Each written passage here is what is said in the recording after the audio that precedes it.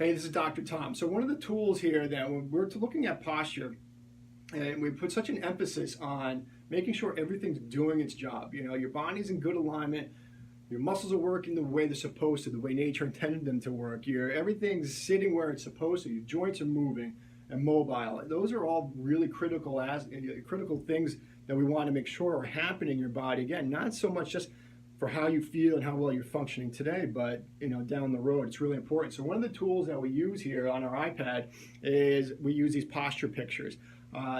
This is, again, I showed this x-ray over here of a 14-year-old girl. Well, these are the posture pictures that we do.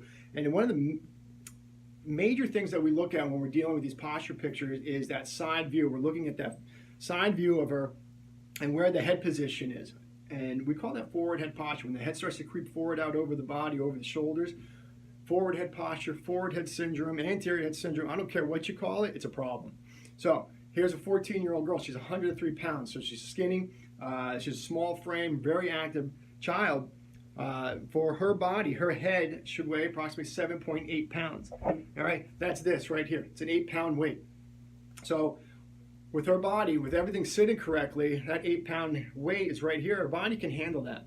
All right, her body can handle that kind of pressure, does its job, can do it well. So when we do these pictures for her, her head is 1.38 inches out in front of where we want it to be. 1.38 inches. So that takes that 7.8 pound head, that 7.8 pound weight on top of her spine, on top of her shoulders, and all of a sudden at 1.38 inches, it turns it into this. This is, I don't have an 18-pound weight, but that would be what it is. But this is a 20-pound weight. So basically, her 103-pound frame has to account now, the physics behind it, say her body has to account for almost a 20-pound force being placed on her body day in and day out, and that's a problem.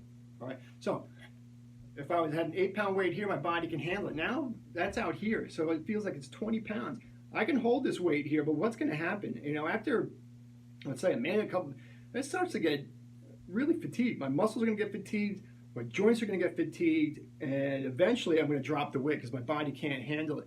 Where your spine doesn't work that way, the muscles in your spine, when they get fatigued, then they get locked down because your arms, your legs, when they get tired, bam, they get weak and they can't move. But your spine can't function that way. The muscles of your spine can't function that way. So when they get tired, and they get locked down, stressed out, and restricted, and that's a problem.